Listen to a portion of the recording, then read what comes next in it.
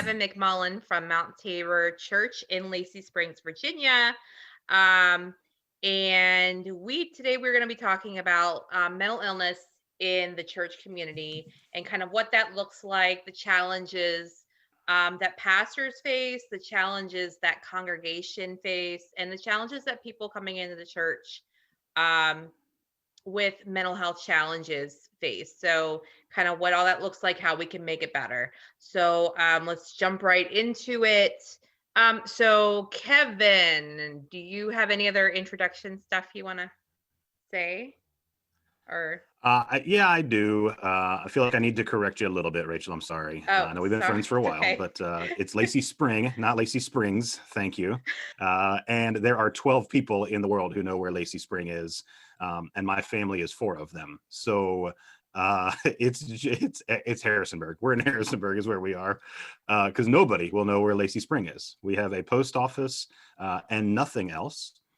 It's just like where my house is in Swope. There's a post office and literally nothing else. Swoop, that's right. I say everybody thinks it's Swoop. Yeah, there's 2 O's in Swope, boys. Yeah. Yeah. So no, that's really it. I'm yeah. Yeah, go ahead. Oh, I was just gonna say Lacey. I've always called it Lacey Springs. Like, I mean, I've never lived there, but everybody does. You know, the road signs say Lacey Springs. In fact, I'll confess to a crime. When I first got here 2.5 years ago, I took some duct tape and covered up the last S in Springs on all of the VDOT signs, and went around. I made my teenager do that with me, and he was terrified of getting arrested the entire time. I feel like that might be a felony. Yeah. I don't think it's a felony to cover up an S. And to correct it, by the way, Your Honor, I say you can go ahead and convict me if you want to, but I was trying to make it the right thing. I was not, I wasn't spelling out curse words in duct tape on the sign. I was making the sign correct. It's Lacey Spring, not Springs, but that's cool. Okay. All right. Now there's going to be a whole bunch of people Googling Lacey Spring. Yeah. Right. So right outside Harrisonburg, kind of north between Harrisonburg and Broadway, Virginia. Yeah, exactly. So I think my question is, and I'm someone that deals with mental health challenges myself. I've been involved with multiple churches over the years. Some I felt really comfortable in, some I did not. But I think the theme is that, I never really felt, until I found my niche, I didn't really feel comfortable just telling people in the church, within the church, that I had a mental health diagnosis. And so I'm kind of wondering kind of how people with mental health diagnoses are viewed within the church congregation. So I think the best way to respond to that initially is to tell you to think about the congregations that you've been a part of, or the churches that you've walked in the door, and take a look around the room, right? And I get a unique perspective as a pastor to stand up front and to see everybody in front of me, as opposed to being one, sitting 3/4 of the way back and sort of in the midst of it. But the truth is that they are the same people that are in your community, right? They're the same people that some of them are white collar and some are blue collar. Some work at the factory or the whatever else in town. And some of them are business leaders and CEOs and attorneys and, whatever, accountants and whatever else. And so they are not, we have this idea, which we'll talk about, I'm sure, as we get into mental health kind of things today. We have this idea that church is supposed to be different. And the truth is that's not wrong. Church is supposed to be different, but church is made up of fallible, sinful human beings who live in the real world, right? So where do we go with this idea, or how are we supposed to open up to things? I don't think that's really any different than we would with our real world relationships, right? We don't just meet somebody. We don't, on a first date, start talking about all of the mental health issues we have or something else. It's not dishonest to do that, to Mhm. meet somebody and to say, hi, how are you, I'm so and so, and then to get to talk to somebody. You're on a first date, you don't disclose all your problems. You're the weird one if you're doing that, right? You both Right. have issues on a first date. And so part of that, it just takes time to get to know people in church, to get to build relationships with people in church, um, and to feel comfortable sharing some of those honest pieces. Again, I have a unique position because as a pastor, I get to be the one sharing my narrative every week, and so I in some regard that's wonderful for me, and that's therapeutic for me because I can share some things that I would like to share. Mhm. In another sense, though, it's I have a huge responsibility, I think, to not only share gospel truth, and so that's the God side of it, but to also help to break down some of those barriers about things like mental health issues. Right. Which is why when we were in this COVID time of doing recorded videos, I was very open and honest, even in videos that I knew hundreds of people were watching, on Facebook or on YouTube, and we're seeing. I was very honest and just said, I have depression and I suffer from this, and so we'll talk about that as well, I'm sure. Yeah. Um, but I think that it's really not any different than it is with your coworkers, or than it is with the folk. You wouldn't be checking out at the grocery and the cashier says, did you find everything all right? Yep, orange juice and milk and eggs, got it all, no problem, thanks. How's your day going? Pretty good. How's your going? Well, I'm dealing with all of this stuff, right? Like, you don't that's not the polite thing to do. We don't unload on somebody that we don't know. And so um there's an earning of trust, there's a building of trust there. I also think that there's some stigma behind that we should be breaking down. And so we can talk about that at some point too. But yeah, so I Yeah. think that is a long rambling answer for your quick question. Sorry. That's okay. So, that's okay. Everything's okay. All right. So, so anyway, We'll edit well, that I out. Don't guess worry about it. I I haven't learned the editing out part yet, but I think you know Yes. how to, so I'll just pass it along your way. Um, I think my cat just jumped down from the pantry, on top of Yeah, the I couldn't tell if that pantry. was a gunshot or what that was. That was impressive. That was, yeah. She likes to climb. She's our new cat. So I think I kind of come back to a story. Back years ago, I was in a church in Harrisonburg, not Lacey Springs, but a church in Harrisonburg, and it was a large church. Um, and there was probably a 12 or 13-year-old girl there at the time who probably was on the spectrum. And for folks who don't know, spectrum, it just means anybody who has autistic features. So we're low end to high end, and I think she was pretty high end functioning, but for whatever reason she was having some symptoms. I don't know if she was overstimulated or what was going on. She was triggered somehow, and she was kind of going off, and she was very vocal and very loud about it, and her mom's kind of following behind her going, okay, okay, okay. And I was obviously, it's obvious that she was embarrassed, um and probably saying, what are other people thinking about this? And I'm sure it's the same as you go into the store and your kid throws a temper tantrum. And if you have a kid with special needs, that's you it kind of looks bad on you. Yeah, right? Because what are the parents thinking? Oh my gosh, but there's also adults who get triggered and who, may be having something, somebody says something, or maybe they have schizophrenia and they're having a particularly bad day with hallucinations or something. Or they may be, talking to themselves, or, their hygiene isn't great at this point because they're going through kind of, a psychosis episode.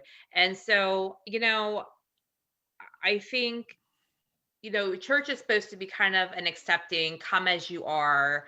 Um, place. And then some people, we still have folks in the church, I think you can probably attest to that are still like very old school thinking. So they're thinking, this is a generational curse, you did something. I mean, I know that, that, but there are some people I who am being extremely ridiculously sarcastic in saying no.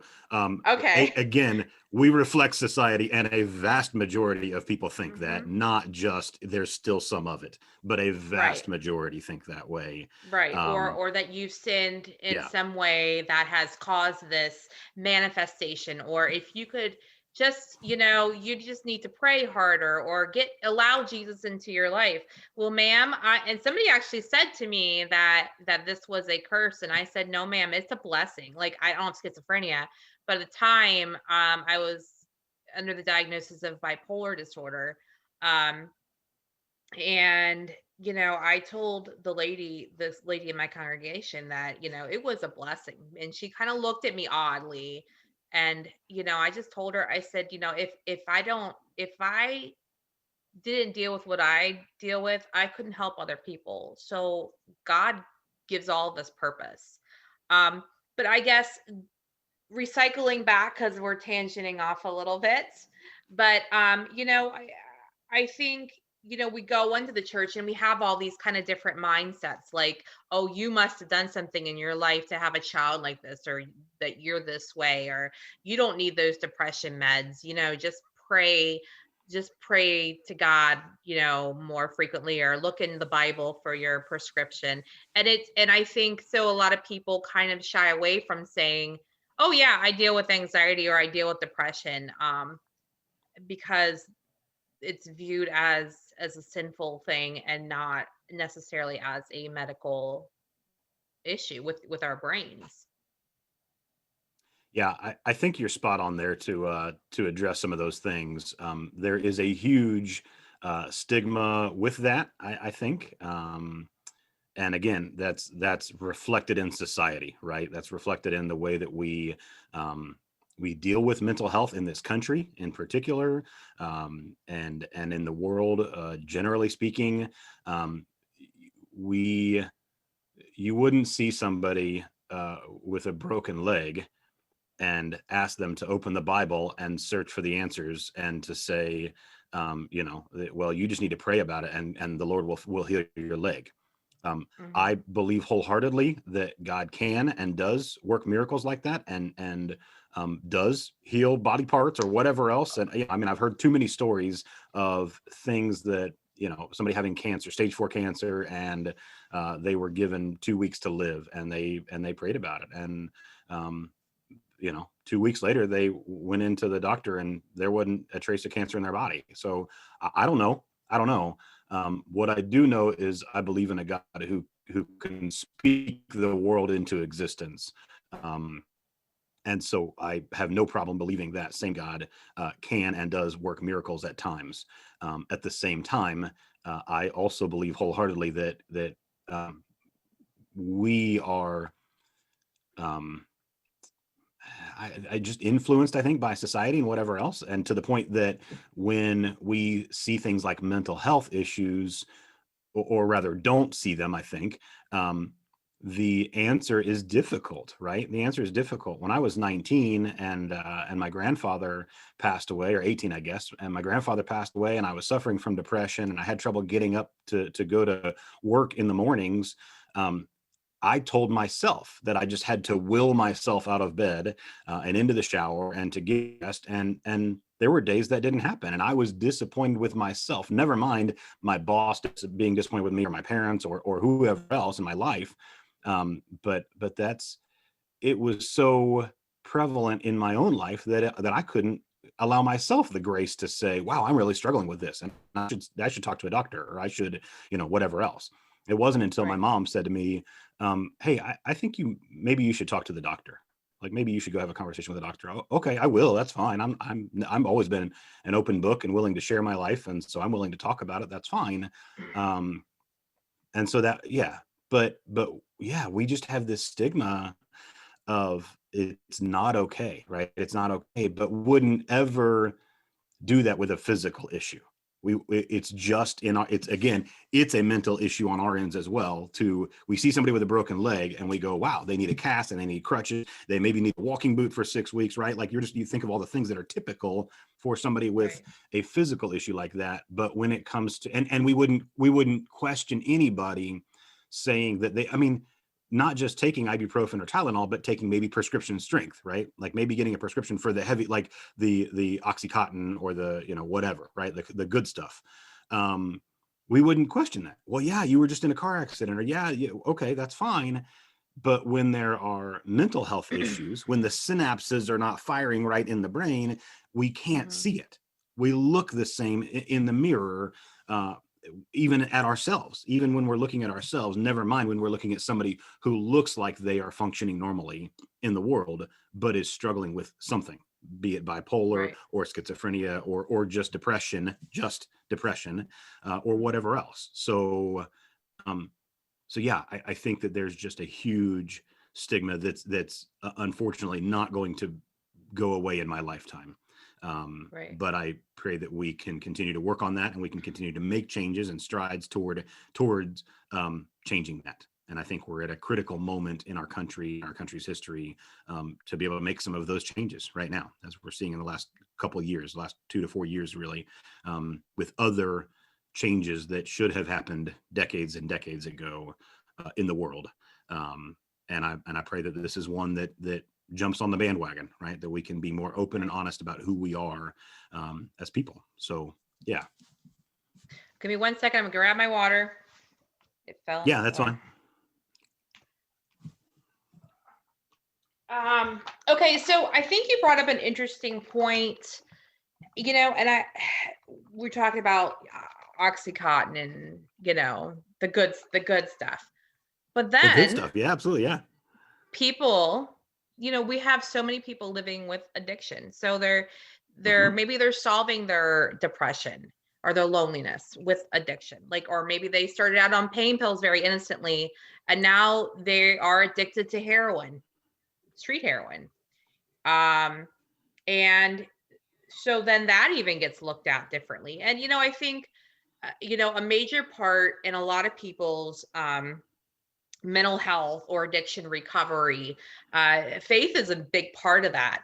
um so I wonder, and I'm going to jump ahead a little bit, but I'm Sure. wondering, we have celebrate recovery, but also having small groups, because a lot of churches now are based on small groups, right?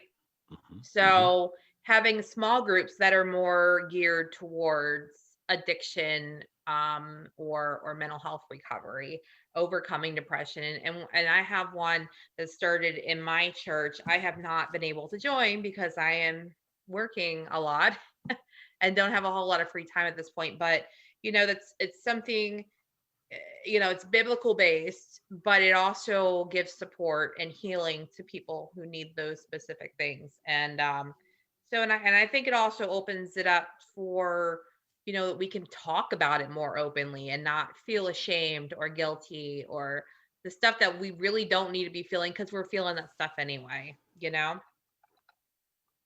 Yeah, for sure. Yeah. So let me respond, I think, to two pieces of that, or in two responses to the piece you mentioned about small groups. Um, I'm appreciative that there is a small group at your church, that is focused on or talking about addiction, of some way, dealing with some of that. Um, but what I can tell you is that one of the ways that we will, change church, overall, is by people simply getting involved in small groups. And that goes exactly back to what I was talking about at the beginning of how we reflect society, right? We, Hmm. I'm a part of a church now, the folks in this church have been together for 50 or 60 years, oftentimes. And they are still dealing with, being comfortable enough to share personal stories. They have not had small groups in their church ever. It never been a part of it. Right. And it wasn't popular 20 years ago, right? That wasn't a thing. We did Sunday school 20 or 30 years ago. When I was a kid growing up, it was Sunday school classes. We didn't do, a Wednesday night small group. That wasn't until 10 years ago when I was maturing in the church that we were part of a small group, and whether you call it a community group or a fellowship group or a life group or a small group or whatever you call it, Mm-hmm. being involved in those, in particular, the sort of the weekly goings on in each other's lives, is where you're going to build the trust, where you're going to build those Right. relationships, where you can be more open to share some things. So even having a small group that's geared toward something, whether it be addiction or really anything else, I think that may be even off-putting to somebody, or maybe a challenge to somebody, because they don't want to join the group that's full of addicts, right? Like they're not even comfortable Right. enough with themselves to do that, unfortunately. So I think a lot of that is going to happen organically. A lot of that is going to happen from getting to know a few people in your church, or in your relationship, in your life. Right? It's not necessarily about being in church, but it's about being in relationship with people. And Yeah.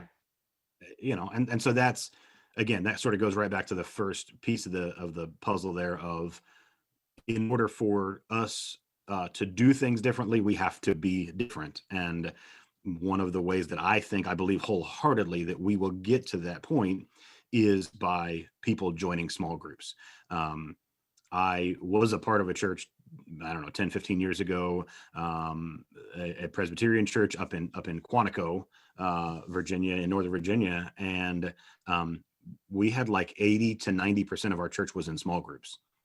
And it was huge. I mean, the church wasn't huge. It was a couple hundred people, but it was life-changing, kind of huge. It was instrumental in people's lives. That church was alive, and it was easy to see. It was easy to Mm-hmm. see that was because of our relationships with other people. When somebody's basement flooded at 2 a.m., they called me, because I was part of their small group, and I immediately sent a text to people, right? I knew people's schedule enough. I was involved in their lives enough to know, like, oh, well, he gets up at 6 a.m. for work, but this guy works night shift, so he'll be getting off at this time. So I sent a text to a number of people. I grabbed my equipment, my shop vacs, other things, and went over to their house. We were, I mean, I guess for lack of a better term, we were good friends, right? Mm-hmm. But I didn't really think of them as friends. Like, I thought of them as small group life friends, life partners. We shared life together, right? We did life together because we Right. were involved in small group. And so when I had an issue, whether it was a mental issue or a physical issue, whether my basement was flooding at 2 a.m. or whether whatever else, I went to them. They were my friends, but it didn't happen because we were coworkers or because we just Right. happened to like the same football team or something else. It happened because we were intentional about joining a small group at church, and we just got placed together, right? We got placed Right. together, and we shared life with each other. But we shared life every single week for a couple of years before we got to know each other well enough to feel comfortable sharing some of those things. Yeah. And so I frequently talk about that. I talk about that more often with your relationship with Jesus than I do with anything else, like anybody's relationship with Jesus, where I say, so people don't read the Bible, they don't pray, they aren't paying attention, they're not involved in small groups or Bible studies of any kind, but then they call themselves Christians and they wonder like why they don't feel close to God, right? And I go, okay, so think about your closest personal relationship in your life, whether that's your spouse or your parents or whoever that may happen to be, and don't talk to them for a month or 2 months or 2 years. Now, how close are you to them? You get no communication with them, right? You get nothing from them, nothing to them. Did you get in a car accident? Did they? Is somebody going through something? Was somebody diagnosed with something in those last 2 years when you haven't heard from them? You have no idea what's going on with them, right? Your Right. relationship is quickly going to change for the negative. And so I have said forever, I don't know, as long as I can remember. You remember the old barber poles that spiral, the red and blue spiral, the old school barber poles set out of barber shops in the 80s. Oh You're yeah, looking at me yeah, like, yeah. I would say, okay, all right, all right. yeah. When I say barber poles, yeah, I guess that doesn't make I sense. thought you But said the, I thought you said Barbara poles. I was like, oh, Barbara I poles, don't. yeah. Oh, No, yeah, we're the not ones gonna. that were on Yeah. the playground. I was like, that's like before my time. I don't know what you're talking about. That's awesome. Thank you. Thank you. I'm not that old, even though the grays are showing through. But yeah, no, the barber poles, right? The red and Yeah, white barber, on the yes. or red and blue Mm-hmm. on the white column, and they spiraled. And so I have Mm-hmm. for a long time talked about our relationships, not just our relationship with Jesus, although that's the one that I usually refer to it as, but our relationships with anybody. They're either going in an upward spiral or a downward spiral, right? It's either going and we are getting closer to somebody and we're getting to know them more, and the more we get to know them, the more that we reveal about ourselves to them. And so that's what a small group is an upward spiral where you're continuing to give a little bit more of yourself every time you talk or every time you get together, every time you share. It may only be, once a month when you get to share, but you're doing the work together. And that's no different than any other aspect of life. It's no different than your friendships. It's no different than your relationship with your spouse or your significant other. um,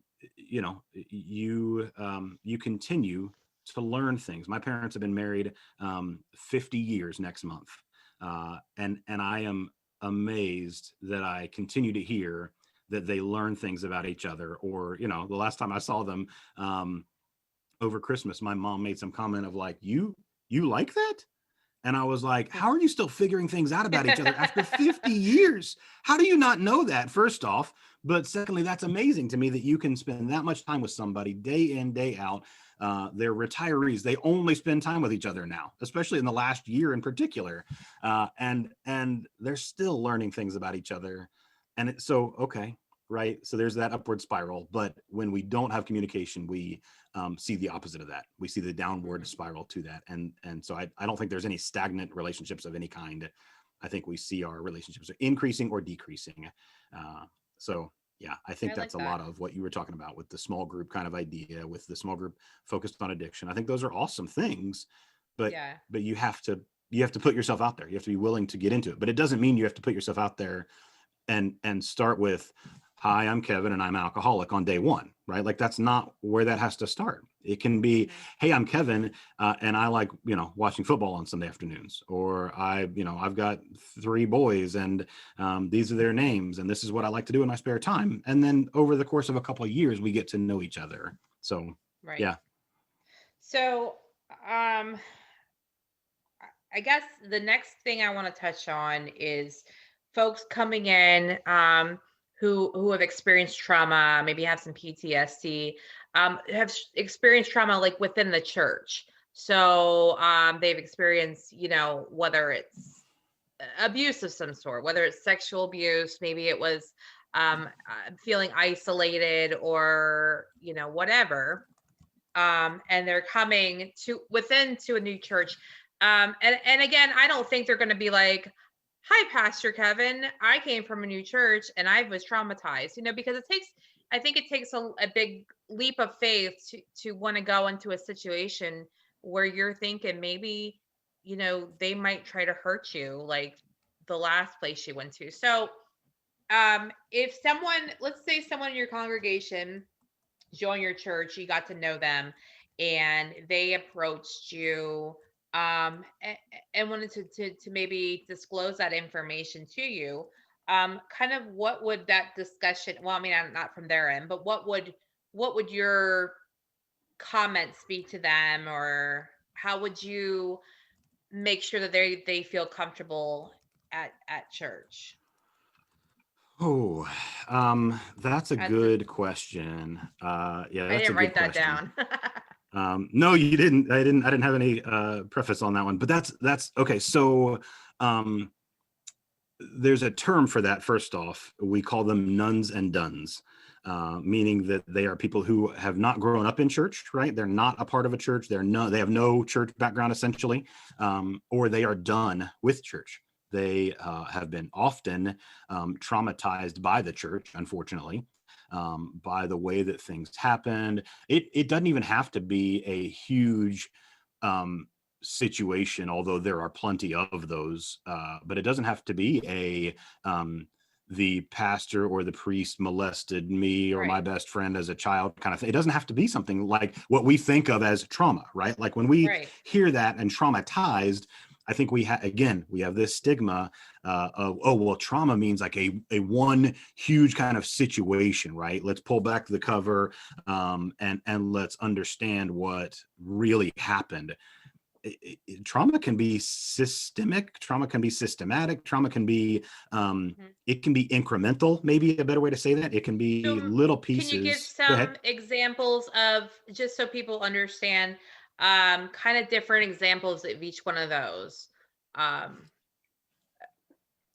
Yeah. I think the big examples, or the big ones that come to mind, are the um, molestation, or the big things, the heavy hitters that we would all absolutely identify as, wow, that was a traumatic situation. Um, but it can be, oh gosh, I'm trying to think of some of the, in all honesty, it can be something as simple as um, having your feelings disregarded over and over and over again, right? It can be something where you um, are a part of a church, and you are not allowed to question things. You're not allowed to question, in fact, you might even be told, or have been told, well, we don't question God. We don't, that's not what we mhm. do here. That's not, you're not allowed to question God. You're not allowed to, and I have a very different mindset of that, right? You've heard me say for years that God's a big boy. He can take it. He can take you being mad at him, or expressing anger, or other things like that. But oftentimes, people are told, well, you're not allowed to be mad at God. God is perfect, and so whatever God does is perfect, and so therefore you need to accept that what God does is perfect. And so while I agree with the last part of that, right, that God is perfect, um, and that we worship a perfect God is without sin, yada yada. All of those pieces, I don't want to yada yada over that too much, because those are key pieces Right. of attributes of God. But uh, we are, first off, maybe I should go back even to the beginning, like to Genesis, and say we are made in God's image, right? We are created in God's image. So we see the life of Jesus reflecting a lot of that. In John, we hear the story about Lazarus, and Lazarus dying, and the shortest verse in the Bible. Most people know it; they don't know where to find it, but they know that Jesus wept is the shortest verse in the Bible, right? That they know that, but we don't often parse that verse out and talk about, well, why was Jesus crying? Jesus reflected all of those same emotions that we have, and so um, it's okay to question God. I think God questions us, right? I think we're told that we can test the spirits and to know that they are truthful. So there's a bunch of that, and I don't need to get into all of the scripture verses. There's a ton there that we can get into, um, but to say that, again, I think it comes from the societal stigmas of, well, really, just in the last 100 years, right? Like stiff upper lip, and putting on appearances, putting on airs, to not tell people you're not doing well. You're not doing well mentally, especially. I mean, society still, atheists and Muslims and whoever else still talk about putting on your Sunday best, right? Um, Right. that's a holdover from the way that we are supposed to dress when going to church, and when being in the presence of God. Um, and my response to that was dressing like I did at aisle 7, where I met you, was wearing jeans and a button-up shirt untucked and tennis shoes, because I think that Jesus wore servant's clothing, right? I think that I don't have to put on my Sunday best, and it was very intentional, and we can talk about that at some point. But um, the point of that is that we are in God's presence all the time, and we can worship God, come as you are, right? We can worship God no matter who we are. So that's a bit of a rabbit trail from that, but I think that explains a little of an instance there, that maybe it's something as simple as having your feelings disregarded over and over and Right. over again, for whatever reason. It can be a gender thing. It can be, well, you're a female, and so you're not allowed to speak up because you're a woman. It can be you're a child, and so you're not allowed to question things because you're not old enough yet, or you'll understand when you're older, or you'll, like, yeah. My 17-year-old son says that to my 6-year-old son regularly. Well, you'll understand when you're older, and I'm like, dude, He's never going to understand if you don't give him the chance to. You got to explain it like a 6-year-old can understand it, though. You can't explain it to him in the way that you understand, your physics Right. textbook or whatever else. We can't do that. But also, not giving them an opportunity to engage is not fair. So go ahead. You had a thought there. Well, I just, before I sometimes lose my train of thoughts.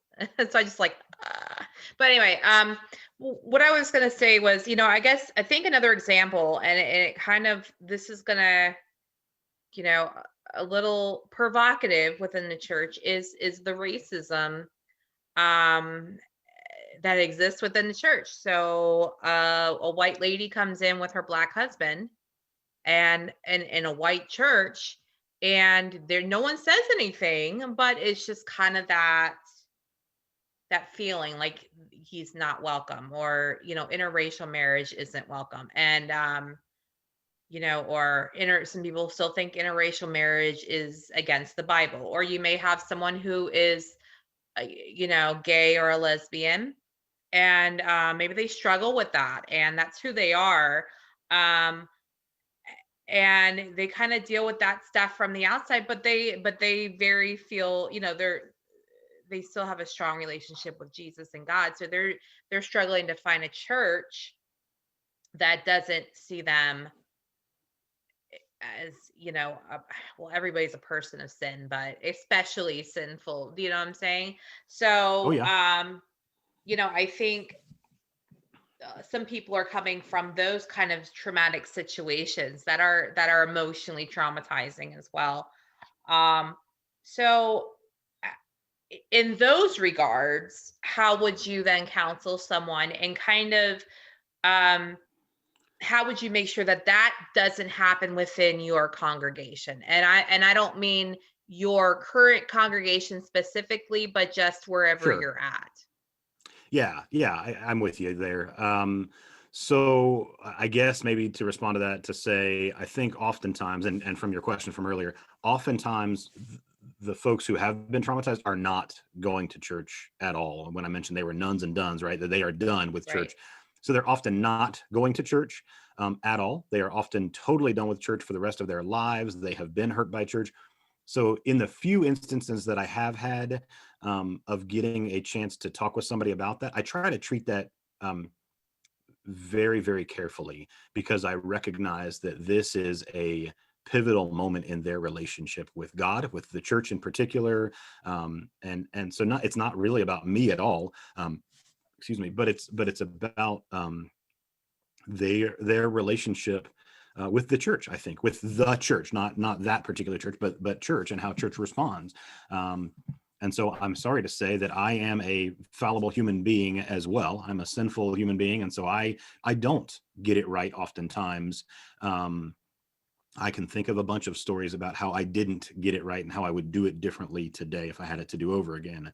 But I'm Right. also proud to say that I think there are a number of times um, when I did do it pretty well. Um, and so I think my first piece of um, advice to that, or to respond to that, is to try to hear what they're not saying. Maybe try to hear what they want to share with you, and maybe recognize that, again, they don't know me, right? They're getting to know me. They might have been at my church for 1 week, or maybe for a whole year or two, who knows? But we are still getting to know one another very much. And so if they're willing to share a little bit, the story probably goes a lot deeper than they're willing to share Right. in our first meeting. Every once in a while, you get a meeting where somebody goes, "Hey, could we meet? Could we talk together? Could we whatever?" And they put it all out there, right? Yeah. I mean, but those are few and far between. Yeah, I think in clinical terms we call that like, just verbal diarrhea. Yeah, yeah, It's that's a good. very clinical term. But yeah, That's yeah, right. That's right. Yeah, totally. exactly right. Yeah. You Sorry, have you I was have looking at my those notes while you were people. saying that. No, no, but I think that doesn't just happen with pastors, but anybody in kind of a counseling position, Yeah. can attest for people who come in and spill everything. And sometimes it's overwhelming for us as the listeners, as the receivers. Um, but we do the best we can. And then there are some people you have to break down those walls. So, I mean, I think it's important for you. You kind of have like another duty to kind of people who haven't been to church or who are like the dunners, right? And to Right. kind of how do we get them back into church where, maybe and learn to trust God again and develop that relationship that maybe they once had, but because of issues at a church where something had happened that they're no longer like, well, whatever. But how do you build that trust so that maybe we can kind of bring them back in, or you know what I'm saying? Yeah, I do. I know what you're saying exactly. I'm thinking of a few particular situations in my life that have happened that I'm yeah, that have spoken to that very well. Let me go back actually and answer. I think because you've asked twice now, and I have not answered it yet. How would I address that situation? How would I deal with that? Let me say a couple of key pieces. I think say like number one, you are not alone, right? Like you are not, for lack of a better term, you're not unique. You are unique and you're wonderful and you're wonderfully and fearfully made by God and yada yada. Again, I don't want to yada yada over the key parts there or the important Right. stuff of God, but that so many people are struggling in a way that you're struggling. And I think that's important to say, especially if somebody is watching this or listening to this who is struggling. You are not alone. And so, in that regard, you are not unique at all, right? Like, I think the WHO says something like 1 in 4 people struggle with mental health issues. Um, so that's think about all the people you know in your life. Think about how many people might be in your office or your own family or whatever else, right? Like think about when you do the extended family get-togethers or whatever. Every out of every 4, one of them at least is going to have some mental health issues, just sort of statistically speaking. So you're not alone. Right. Number two, it's not your fault. Again, when you get in a car accident and somebody T-bones you, right? I mean, the car accident can be your fault, but just with the situation of somebody T-bones you and you break your leg or you break your ribs or whatever else, nobody's blaming you for, well, how come you didn't move out of the way of that car? I'm sorry, what? Did I not explain the part where I got T-boned in that situation? Right. So nobody's going to blame you for that. Let's change the stigma of the mental health things and go, well, the synapses in my brain aren't firing the way that I'd like them to. Well, just change yourself. Just will yourself to get up in the morning and go take your shower and get to work. Well, that's Yeah. not how mental health works. So, okay. Number three, I think, is to say that God sees you as you are and is with you as you are. God loves you for who you are, and wants the relationship with you for who you are, not for who you can be. And so, um, yeah. So I think when I was a part of an organization called Young Life, it's a high school ministry. We talked often about the 3 Ds: drinking, drugs, and doing it. And it was a high school age ministry, and so we were talking about with high school kids a lot of times.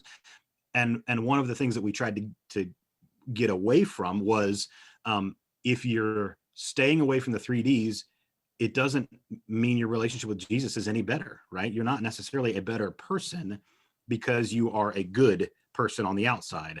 And so again, there's that stigma of, well, you know, when we think of sinful lives in the church, like, well, I've never murdered anybody, so I'm not as bad as this person, or I'm not Right. as bad as, and then Jesus goes and blows some of that out of the water, right? Sermon on the Mount, he says, well, if you've ever hated somebody in your heart, then you've committed murder.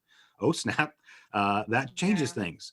So Jesus isn't asking you to stop the sin before you can come to him. Jesus is asking you to come to him. And then if that's a sin that God wants to work on with you, then you'll be convicted of that. You'll go, I really should stop whatever that is. And maybe you're already feeling some of those, like you're already feeling guilty about whatever that may happen to be. And so I think God's working on you in that situation, whether you're a Right. Christian or not. Uh, and lastly, um, again, going back to the sort of the spiral of the relationship, it's either upward or downward spiral. Um, the Bible speaks to you. The Bible is there for, um, advice and is there for life lessons, and there's a ton of stuff in there about mental and emotional, anguish and other pieces, right? I mean, think about like the Psalms.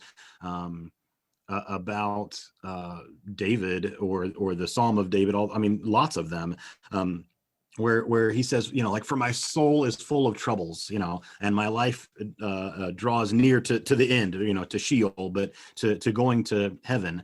Like I want to die, is what he's saying there. Like I'm so freaking done. I want to die, God.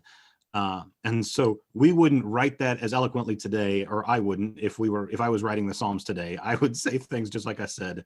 I'm done and I want to check out. Whereas David says, for my soul is full of troubles, Lord. And we put it in this sort of poetic, Right. loving kind of sweet way. But the truth is that that's speaking volumes about where he was at emotionally in that moment. And so those, I think, are important pieces to remember, to speak of, about how we should handle those situations, how we should hope to what we would hope our pastor or even our friend at church would say or respond to us there. So I know that's jumping back a little bit, but I wanted to make sure I said those things because I think they're important to address a little bit. I know this is really just skimming the surface when it comes to some of those Yeah. ideas. And we can have, more discussions later down the road. So we And, could do this for hours.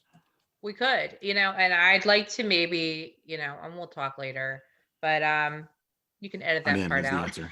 That's right. That's right.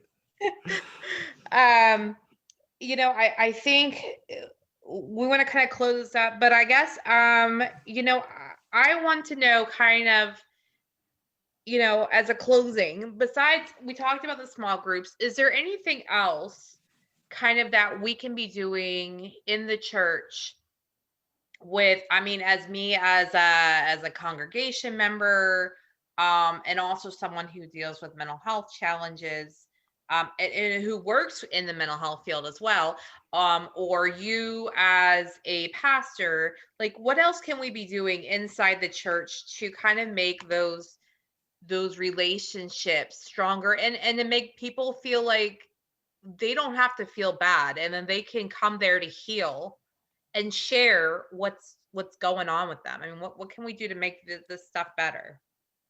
That's again, that's a great question, I think, and um, it's maybe the easiest question to answer and the hardest one to live out. Um, Right. the short answer is stop having grocery store conversations on Sunday mornings. Um, when we see somebody we know who we are tangentially related to, somebody, maybe our neighbor, right? We see them at Kroger or Food Line or whatever, Hmm. and we walk by them, or at least we used to a year plus Yeah. ago. We don't do that anymore. Now we just go to We the stand drive-through 6 feet pickup line. apart. That's right. That's exactly right. Yeah. But the question is, right, you see somebody you know and you go, "Hey, how are you?" "Good. How are you?" "Good." "Okay, take care." And that's it, right? We're done. Right. That's the grocery store conversation. And I have, again, I've mentioned that one. I've used that one for years as an example as well. Here's the deal. Cut it out. Stop doing that. Stop being dishonest about your life. Stop telling people things are good when they're not. That doesn't mean we unload on the cashier at Walmart. That's not what Right. I'm saying. What I'm saying is the people you're supposed to have a relationship with, you have to have a relationship with. And if you're not going to be open with them, if you're not going to tell your life and your life story and how you're struggling, they're not going to do that for you either, right? Right. That's how there are I use my church as an example, but my church is not unique in any way, shape, or form. My church is in the vast majority of people having been together for years or decades and still not knowing the inside personal details of somebody's life, right? Of Well, not knowing. And that doesn't mean and that you need to know the deep dark secrets. So I yeah. don't want, I'll let you talk, but that's not what I don't want to think like, oh, I have to reveal everything about my history. No, no, no, no, no. That's not what I'm Yeah. talking about. But to say I'm really struggling right now. Okay, we can be honest Right. about that. Go ahead. Sorry.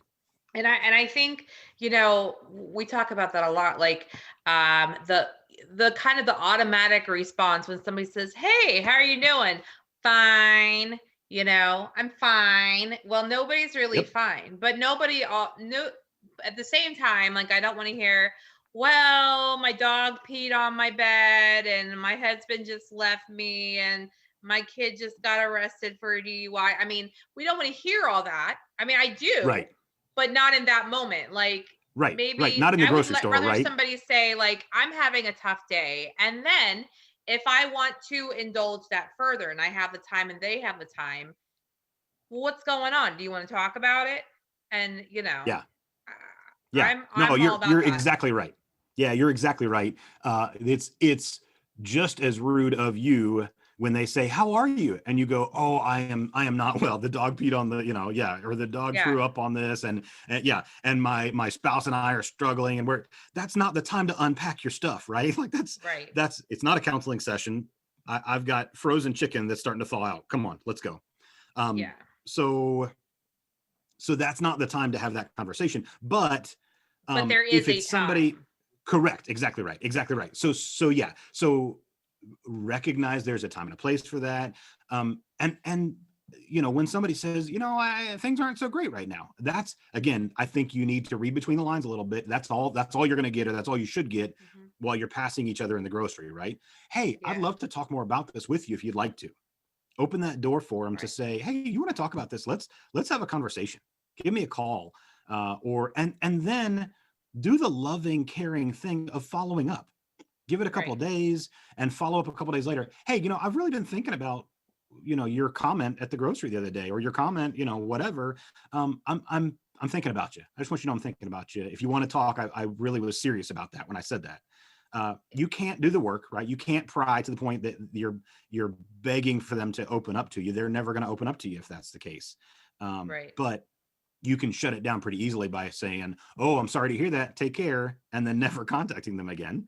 Yeah. You just told them they're not welcome to share their feelings with you.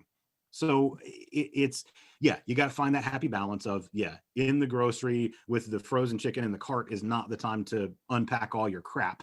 At the same time, um, we need to reach out to some of those, and we also have to be willing to reach out ourselves when we're the ones struggling. And that's maybe one of the Right. hardest things you can do, as somebody who has and is currently struggling with depression in my own life and is on medication for that in my own life. um, to take that first step, to say, I mean, even talking to my doctor, who I have a great relationship with, my personal physician, he and I get along really well. We talk about weightlifting, and his son is a power lifter. I mean, it was super cool to sort of talk about some of those things with him and get to know him over the last couple of years as I've been in the Harrisonburg area. But when I had to go approach him and say, "Hey man, I'm really struggling, like, with depression, I think, or some mental issues. Can we talk about that for a few minutes?" That was so hard for me. I got no problem. I mean, he has stuck his body parts in and on parts of mine that I would rather not discuss, and be open about. But Yeah. he's checked a whole lot of me, on the exterior, right, on the outside. But Right. when it gets to this stuff in here, it was a real challenge for me to work up the nerve to say, I'm really struggling.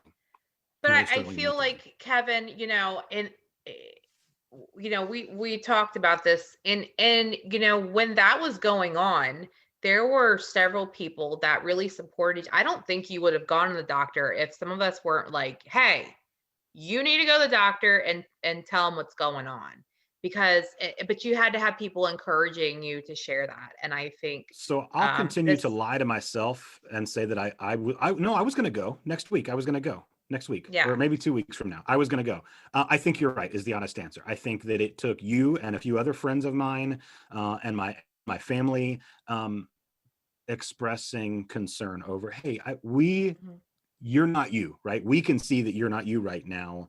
And there was a dear friend of mine who threatened me, I'm going to call you every single day and follow up with you until you call the doctor. And then they made good on that. And they would text me the next morning and go, did you call the doctor yet? Well, no, but stop, give me a hard time about it.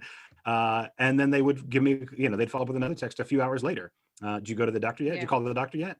Well, no, but and so I came up with every excuse I possibly could to avoid it, as long as I possibly could. But it was, that was you, by the way, for all Yeah. of those listening or watching. That was Rachel. Um, but I'm a it was nag. those kind of So yeah, but it was the most loving thing that um somebody did for me outside of my family in 2020, I think. And it was what a huge blessing that somebody would care enough about me, right, to say, you're a moron if you're not willing to be honest and open. You Pastor Kevin, you sit here and preach about this crap, about how we're supposed to not have the grocery store conversations, and what are you doing in your own life? Okay, all right, yeah, I got to be honest with myself and honest with the world, and I need to call my doctor, and I need to have some of those conversations. And so, yeah, yeah, that was a good thing. So, So so do you think that maybe as part of like educating the congregation is encouraging people in the same way that, me and in your family and your other friends encourage you to talk about the stuff. So saying, maybe saying, it's okay not to be okay, but, you know, let's get through it. We'll get through it together. But whatever you need to do to get yourself well, you need to do. And I mean, I don't know how to say that in a sensitive way, but I think encouraging folks to be honest about kind of what their struggles are. Um, yes, do you know what I'm saying? I don't. I do know what you're And saying. One of the hesitation or the head bobbing there was about, um, do whatever you have to do to get yourself right kind of comment. Uh, right, while that is 100% true, I think there's a couple different pieces to that. Number one, just like in my own life, I, I I think I knew what I needed to do, but it was hard to do it, right? It was hard to make myself do it the first time. So that is a challenge there. Number two, I think oftentimes people are just lost about where they need to go, what they need to do. So, right, so I would balk at or hesitate at do what you need to do, because I think so often people just don't know what they need to do. Um, right. so it maybe an easy way to sort of explain that is my sister passed away a number of years ago. She was 4.5 years younger than me. She was in her 20s um, and not in good health. Unfortunately, she was autistic. She was very high functioning autistic, but she was on the spectrum. And in fact, when she was a little kid, we were told she was mildly mentally retarded because autism wasn't really a thing in the mid 1980s. That just wasn't. It Right. was part of life. And it wasn't until she was in her early 20s that she was diagnosed officially as autistic. But we knew she was different, right? We knew that she would needed to be in Right. special needs classes and whatever else, but she was extremely high functioning for most of the time. She held down a job and she did this and that. And so, okay. Um, but after she passed away, uh, my parents were traumatized, right? My parents were in this traumatic sort of fog of how do we handle this?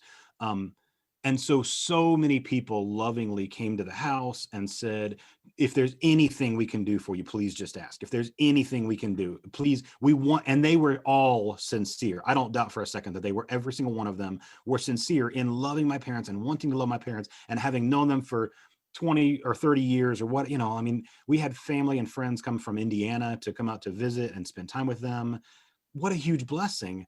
But so many people don't know how to help, right? Right. And then there were a couple ladies from church who showed up one day with a bottle, a big old jug of Tide, and a box of dryer sheets, and they said, "We're here to do your laundry."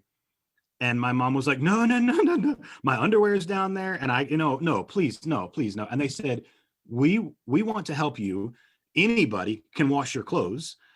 And so we want to love you the best way we can. And this is one thing we know we can do, right? We know you're being inundated with food from loving people in the church and lots of home cooked meals right now, and party platters, of people because you got extended family in. And okay, but we're going to do your laundry so you got clean underwear to wear to the funeral, so that you got clean underwear Right. to wear for the next couple of weeks." And it was stepping in and saying, "I'm going to do something," right? That probably wasn't the most effective thing they could have done. They Mm, probably were more gifted at something else. But the fact was, laundry still had to be done. Um, right. and the truth was, my parents weren't mentally capable of handling, let me sort my whites and my darks, right? Like, they weren't thinking that way. It was just piling up to the point that I'd never seen it pile up that much. My mom is always on top of the laundry. My parents, whatever. I shouldn't say it's my mom, but whatever.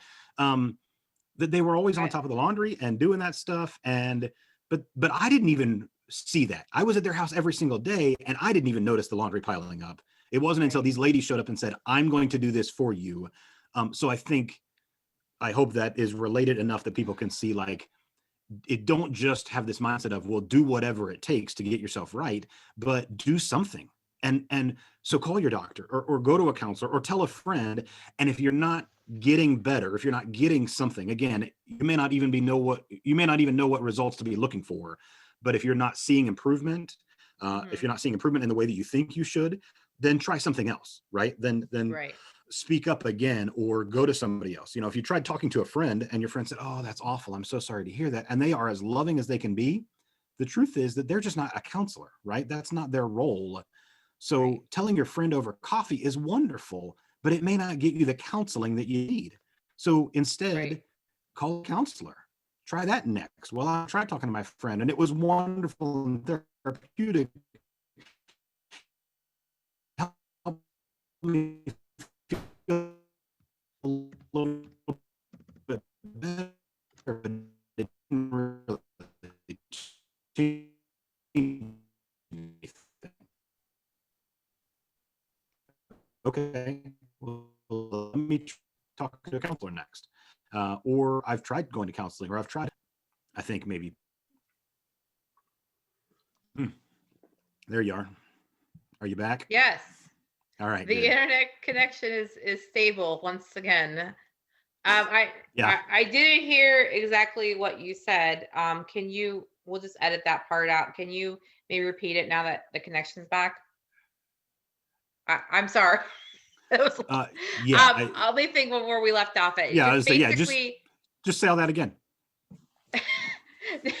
no, I guess where we left off is just like basically to have specific things in mind. Um, you know, Yeah. Yeah. and I think, and here's an idea is maybe pastors, maybe there's a person in the church who is a mental health provider or a social worker, and having those resources available, because maybe there's somebody who comes and they're on the verge of being homeless, or they are in an abusive relationship, and if you don't have the information to help them, because maybe at that time, like, they don't know what they need. So saying, Right. look, I'm going to give you some resources, and just so you know, I am the queen of resources. So if you ever have anybody that needs anything, let me know, because I know everything. I don't know everything, but I'm really good at Okay. finding out information. So, I appreciate but that very, very much. Personally, yeah, I'm that's like the awesome. resource FBI. No, not really, but um yeah, so we need to wrap this up, but Okay. I think we had a really good discussion. I would like to come back at some point and kind of maybe talk about kids with autism or emotional disturbance within the Yeah. church, and kind of like how we can make things better for them and their parents. Um, because a lot of kids are on the spectrum. I've noticed, like, there's like an influx of that sort of thing. So, foster kids, whatever, and kind of how to make their lives easier. Um, so I guess what I want to end with is, if you guys have any questions, or you wanted to make a comment or anything like that, I'm going to give you my email address, and then Kevin's going to give an email address, I believe, right? Yeah. Okay. Yeah. So my email address is Rachel Spitzer 98 at gmail.com. And that is I've tried to change my email address, but for some reason they don't let you change it. So, and I don't really feel like making another email at this point, but it's RACHEL as in Sam, P as in Paul, I, T as in Tom, Z as in Zebra, ER98 at gmail.com. And at some point that will probably change to my more complicated last name. I don't know, I'll probably do something easy, but you guys can reach me for comments, questions. Kevin, if you want to give your information as well, that would be awesome. Yeah, absolutely. The easiest email to reach me at right now is mounttaborkevin@gmail. Mount is abbreviated MT. Tabor, way to get a hold of me, Tabor, and to reach out. Kevin, And I'm happy to, Kevin at I'm gmail.com. happy to Answer questions anytime. All right. Well, thank you for joining us. And this is the voice of reason. All right. I'm going to hang up now.